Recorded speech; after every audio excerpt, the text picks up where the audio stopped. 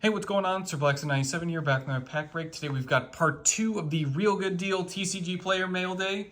Big shout out again to RealGoodDeal for sending in this massive amount of cards, that so much so that we actually had to divide up into 2 parts. So if you haven't seen the first, be sure to check that one out. But obviously these cards aren't all like connected to each other, so don't feel like you have to watch both at once, or if you just prefer to stick around for one, that's also pretty cool. But without further delay, I know we're all here to see the remainder of the massive mail day breaks. Without further ado, let's jump in and see what other deck profiles and binder pages are getting filled out today. Starting with 3 copies of Eye of the Void for the Infernoid deck.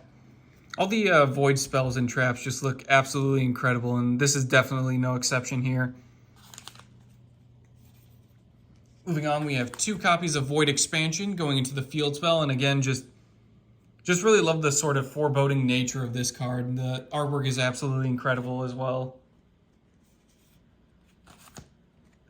Quick detour for some Goukis, as we have 2 copies of Gouki Face Turn. I actually didn't have this spell before, or the field spell as well, so collecting a few more copies was definitely needed, especially just to fill out some of those binder pages and for the Gouki deck profile.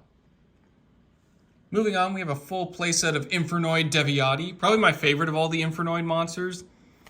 Deviati just looks absolutely menacing and fantastic as a card, so very happy to have full playset of Deviati. Back to the Voids, we have 3 copies of Void Purification. Probably not going to be used in the deck, but still just had to pick it up because it looks absolutely incredible, and collecting all those Void and Infernoid cards was an absolute must for me. Back to the Gouki deck, we have 2 copies of their field spell Cage Match. This one just looks really cool, plus I never actually picked it up before, so I had to pick up a few copies while I still could, because again, it just looks so cool with Thunder and Great Ogre in the background. Speaking of Goukis, we also got our full playset of Jet Ogre. This one I also didn't have, so getting 3 copies was an absolute must, plus he just looks really cool for a Link 2. Moving on to some Drytrons, we have full playset of Alpha Thuban. I think I only had like 1 or 2 copies of this, so getting a few more just for the binder profile, or binder page, excuse me, was definitely neat on the list. Plus he just looks cool. He's probably one of my favorite out of all the main deck Drytron cards, so very happy to have more copies of him. Moving on to some Megaliths, we have 2 copies of Eritron. This one just looks really awesome. I just like him a lot. I know there are other cards that, like Bellathor, are kind of the main sort of boss monsters of Megalith, but Eritron just looks super awesome. Speaking of Megaliths, we also have 2 copies of Oak, or Ock, I think. Not really sure. But still, Megaliths just look awesome as cards. I really like the designs of all the statues, so absolutely had to pick them up while I still could.